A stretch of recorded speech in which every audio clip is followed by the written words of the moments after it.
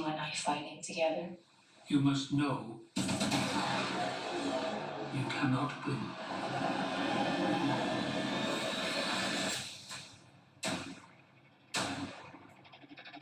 You're all here because there is nothing to return to.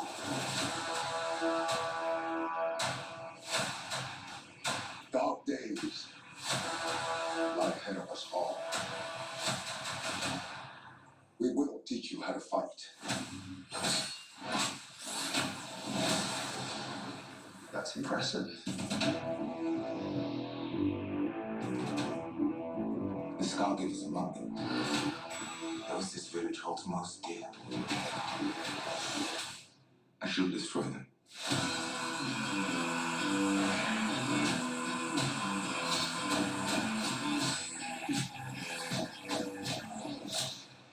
I have no choice but to fight.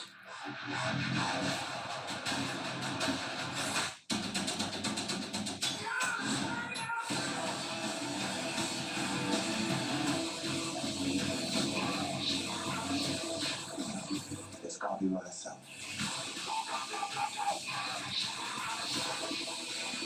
Are you truly prepared to allow us to continue in your name?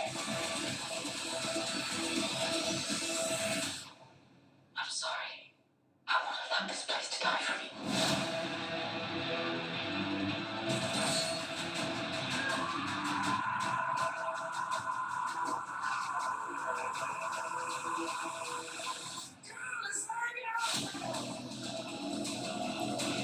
Activated! Let's talk about it.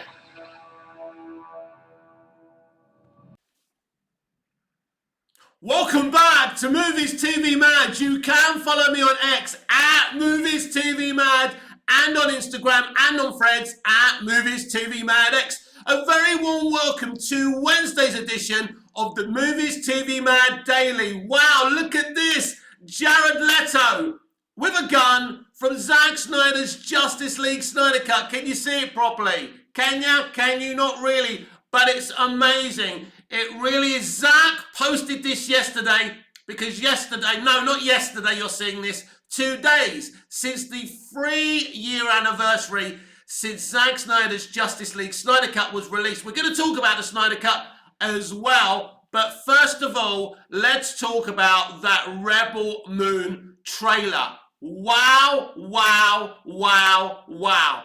It was amazing. It was classic Zack Snyder. Don't ever change Zack. It was amazing. That robot played by Anthony Hopkins, or the voice played by Anthony Hopkins, deciding to finally fight. You know, it was a big arc, well, a small arc in the first movie, that this robot isn't a threat anymore, isn't a soldier anymore, but ultimately he has to take a side. And that's a compelling part of this story. No, Rebel Moon isn't George Lucas's Star Wars. It's inspired by George Lucas's Star Wars. No, the first movie isn't, one of the most memorable things ever or anything like that, but it's a damn good movie. And this trailer looks brilliant. So I loved Rebel Moon. I know some people hated it, but I really enjoyed it. But these days something's got to be a masterpiece or the worst thing ever. Rebel Moon is neither a masterpiece or the best thing ever. It's just a very, very good film. And I can't wait for these 6-hour director's cuts. It's going to be amazing. Zack Snyder delivers a service to his fans like no other. And that trailer was sensational. We saw some beautiful cinematography. Again, I'm assuming Zack himself did the cinematography yet again. Absolutely amazing. I'd love to know in the comments down below your favourite moment from the trailer. Anthony Hopkins' robot, whose name escapes me. You know me and names, but yeah. What a brilliant trailer. Looks brilliant. The lightsaber thing. Oh, I love that. That was amazing. It all looks absolutely fantastic. Look, Zack Snyder makes a certain type of film. And at the end of the day, you know what you're going to get, right? When you go into McDonald's, right, you know what you're going to get. You're going to get those thick, creamy, beautiful strawberry milkshakes, their special apple pies, a Big Mac, a quarter pounder, and whatever else they do these days. Zack Snyder is a bit like McDonald's. It's not a bad thing, by the way. You know what you're going to get. He's going to give you the best cinematography, the best computer-generated images. He uses CGI like a paintbrush. Very few directors do that. Denis Villeneuve is one who does that, but it's a rarity these days. And over 6 million people have seen this trailer. That's more than people, the amount of people, get my words out right because I'm so hyped about this, than James Gunn's DC announcement. You know the one when he does his slate? Imagine that. More people saw this trailer than that announcement. And that's an interesting thing to quickly discuss. Is there enough hype behind James Gunn's DC universe? Or is it just the run with gun mob? I think it's just the run with gun mob. If I'm honest, I would say that it's the only hype coming from this are the same kind of DC shills who were saying, you know, the Flash this, the Flash that, and they didn't even go in cinemas to watch it. It was a flop, right? And I'm not trying to, look, I'm a Superman fan. I want it to be great. I want DC Universe to be great, but we also have to be balanced and honest. I'm also a Zack Snyder fan, right? But I'm not part of any Snyder cult, and I'm not part with the run with gun mob. We should be absolutely clear. I can admire James Gunn as a writer-director. I can admire Zack Snyder as a director.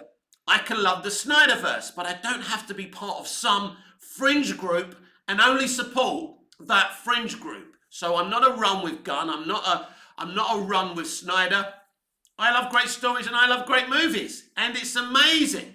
Now, we know a lot of people are going to hate watch Rebel Moon, the Scargiver. But guess what, everyone? That's good. It's views. It doesn't matter. As Zack said the other day in an interview, my films polarize people. He doesn't understand why his films polarize people. But I know, Zack. Come here, I'll tell you. I'll tell you anyway. It's because you're different. Because you won't do things in a traditional way. You're an unconventional director. We've spoken about this on my platform many times. There's nothing wrong with being unconventional. There's nothing wrong with standing there with a single camera. I mean, Russell Crowe was shocked during the filming, principal photography of Man of Steel. Zack was following him around with a single camera.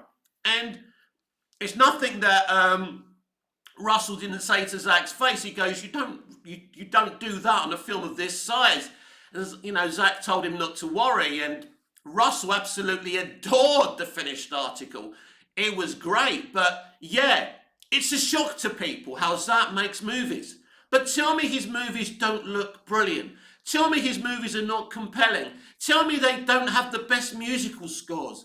Man of Steel is a beautiful contemporary Superman movie.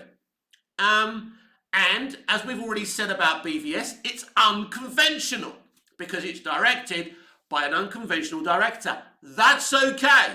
I mean, it wasn't for the mainstream, but that's okay. Then he made a Justice League movie, the most unconventional Justice League movie. So let's move on from Rebel Moon, the Scargiver, out later in April, about the 19th of April on Netflix. I'll be all over that. We're going to review Rebel Moon. We're going to review the director's cut for the first film when I get through it. Now, I think there's going to be a director's cut for the second film as well. Is that 6 hours as well? It's going to take a long time to deal with Rebel Moon, but I do believe we're going to get a lot of DC slow news days, so I think that will be okay. So I'm recording this on a Tuesday. This video will go out on a Wednesday morning. That's why I'm kind of getting lost with my days. Anyway, on Monday, I think, what's the date today? On Monday, the 18th of March, it was 3 years since the release of Zack Snyder's Justice League Snyder Cut. What an achievement in filmmaking. One of the most insane, craziest events in Hollywood history. Now, Hollywood are not opposed to firing directors, getting what they shot and hiding it away, sometimes burning it, right?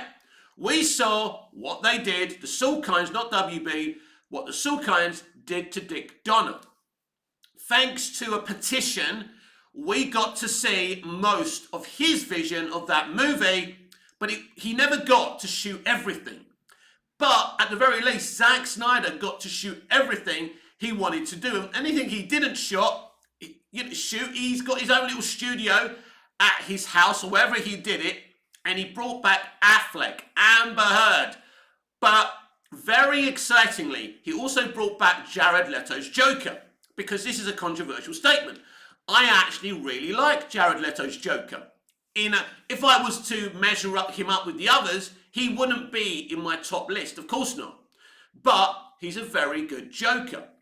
And Zack really fixed some of the mistakes, I suppose some saw him in that, messed about with Suicide Squad movie, because we don't really know the real Jared Leto Joker in terms of David Ayer's vision, because we need to see the Ayer cut. So let us see the Ayer cut. Anyway, Zack posted this because it was 3 years since the release of Zack Snyder's Justice League Snyder Cut. And this is amazing. I mean, a Joker, a live-action Joker with a machine gun, but we didn't see that, did we? Which is a shame. Maybe we need a Snyder Cut for the Snyder Cut. Wouldn't that be insane? But that Justice League movie, Zack's Justice League movie, is an achievement in filmmaking. In any other decade, in any other Hollywood era, this man would be absolutely celebrated. But not today. Today, he's hated. You tell me why he's hated, right? As I say, I've already told you, because he's unconventional. But in the 90s, in the 80s, this man would be seen as a pioneer. It's interesting when I hear George Lucas's commentary on his Star Wars movies. He and Zack have a lot of the same values. It's very, very interesting. Now, me comparing Zack to George Lucas will upset a lot of people. It will probably upset Nerd Roddick, Mauler. Now, I respect those guys. I like watching their content. I don't agree with a lot of their politics, but I do like their content. I love the way they're exposing new Hollywood, but I think that Zack Snyder is one of the great directors. And just because he doesn't make films the way you deem films should be made, just because he made DC movies in a way you feel isn't the way comic book movies should be made, it doesn't mean, he's done it wrong. He's done it his way, and he's got fans. But his Justice League movie is a major achievement. And I've said it before, and I'll say it again. Normally, when we anticipate a film, a television show, an animated show, when you anticipate what you're going to get for Christmas, you get socks normally instead of that PS5. Well, that's what I would want for Christmas. Anyway, I don't know about any of you. Although Sydney Sweeney, I don't mind getting Sydney Sweeney. No. She's not an object. She's already getting upset because people are talking about her body. Anyway, but with Zack Snyder's Justice League Snyder Cut, if you think about it, in 2016, we were underwhelmed with the Justice League. Depressing, seeing that film. We were underwhelmed with The Last Jedi. I was so underwhelmed. I wasn't angry about that film. I was underwhelmed. But Zack Snyder's Justice League Snyder Cut went beyond what my vivid imagination, and it's a very vivid imagination, ever thought it could be. It's simply a sensational movie. I didn't know if a 4-hour cut of any movie would work for me. And I've watched The Ten Commandments, which is a really long film. I don't think that film's far away from 4 hours, or is it even more than 4 hours? I can't remember. So I didn't know what you could fit in to a 4-hour movie. So it was clear to me it was going to be different to Justice League. That was obvious, right? But this film actually makes sense. It actually continues from Batman versus Superman. Snyder has got this thing where he continues BVS from MOS, and he continues his Justice League movie from BVS. And it's amazing. It's amazing how he introduced the characters he did from the comics, to create this Justice League team, and the way he did it. Obviously, the major achievement is Cyborg. What he did with Ray Fisher and Cyborg was exceptional. But we must give credit to Ray as well. They did work very, very closely. Ray really, really wanted certain things to be part of that character, and it worked. And Cyborg is somewhat the heart of the movie. Now, despite my criticisms of the casting of Ezra Miller and his conduct outside of the industry, he was a really good Flash in that movie. I still don't think he was the right casting for Barry Allen, but he did a very good job because Zack was directing him. And we saw the difference when Zack wasn't directing him. I still think his performance in The Flash was outstanding, playing two of the same character, but he's much better in the Snyder Cut. We saw what they did with the reshoots of Ezra Miller in Justice League, trying to make him into a comedy character. I mean, even in the Snyder Cut, he's not really the comic book Flash. I would like us to have a blonde-haired Flash. I would like us to have a more comic book accurate Flash. But there's so many members of the Flash family, we don't even have to focus on Barry Allen. But I was happy with how the Flash, the results of the Flash in Zack Snyder's Justice League Snyder Cut. And we know, the Oscar cheer moment when everything is on the Flash, on Barry Allen, everything depends on that. And it's the love of his father. It's his father seeing him as a hero that motivates him as he's injured to run that final furlong. And it's an amazing moment. The choreography, the cinematography, everything that went into that. It's an amazing moment. And Junkie XL's score in the Snyder Cut, I mean, he redid that whole music. He already composed the score for Zack's original Justice League. He threw that in the bin. I'm not sure if you all read the interviews at the time. And he composed a new score. Something else I noticed in his commentary, George Lucas said, he doesn't like a lot of dialogue in his movies. He likes the music and the visuals to tell the story. And I thought, fucking hell. Actually, that's exactly what Zack Snyder says. That's exactly what Zack Snyder does. The other day, Denis Villeneuve said that there's too much dialogue in films today because of television. So these are directors who are about visual storytelling. It doesn't mean that I approve of visual storytelling and I don't approve of dialogue. Dialogue-heavy stories are amazing. But also, visual storytelling done by the right directors and the right visionaries, like Villeneuve, like Snyder, like Lucas, are amazing as well. So the score in, Zack's Justice League movie is monumental because that music must come in at just under 4 hours, 3.5 hours, whatever. It's a monumental achievement. And the VFX is amazing. They only had about a year to complete the VFX for Zack Snyder's Justice League Snyder Cut. It's sensational. But the movie doesn't just look fantastic. I mean, that history lesson. So every Snyderverse DC movie has a history lesson. Jor-El's AI teaches Cal, Clark, about the history of Krypton. Then we don't really get a history lesson in BVS, but we get the nightmare future, which is a bit different, but still it's that vivid kind of image. And in Wonder Woman, it's, yes, that history lesson about the Amazons, right, and Ares and all of that, that's because of Zack Snyder. He co-wrote the story and partially ghost-directed that movie. Zack, as I've said many times, was very much involved in the first Wonder Woman. That's why it's so emotional, it's so beautiful. All the good things about Wonder Woman are because of Zack Snyder. He really had a great vision of Wonder Woman. So we have a fantastic history lesson in Zack Snyder's Justice League. And we see a Green Lantern. We see Darkseid, a version of Darkseid that the grandson or whatever of the guy who created Darkseid and the Fourth World, or whatever you call it, right, approved. Went onto Twitter and said it was amazing.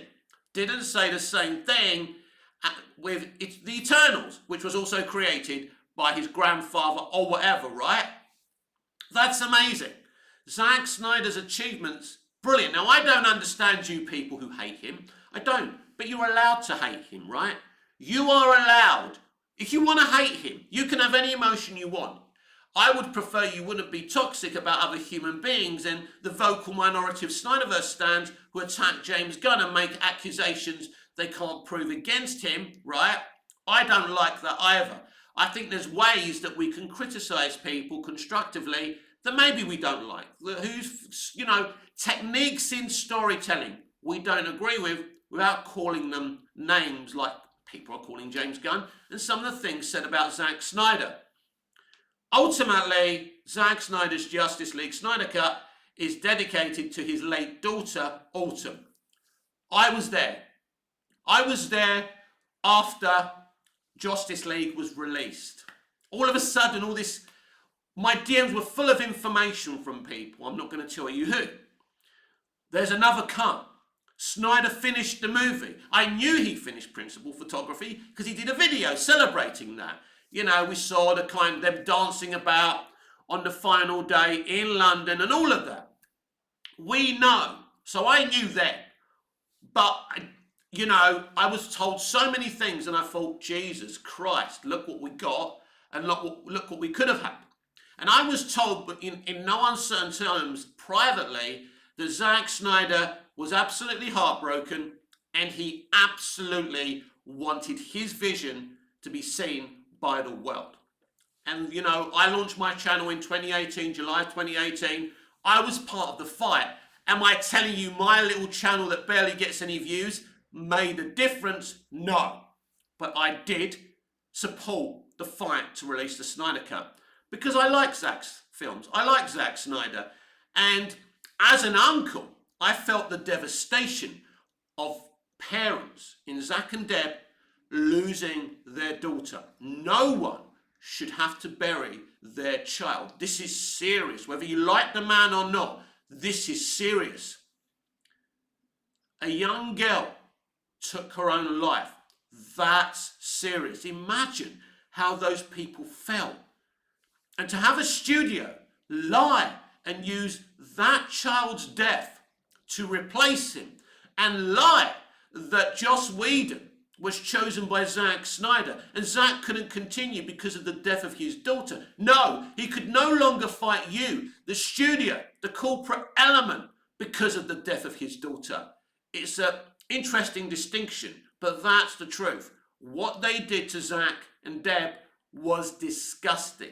Now, I don't know if Zack's seen Justice League since, but we know at the time, during all the interviews in the fight and when the Snyder Cut was approved to be released, he said he hadn't seen it.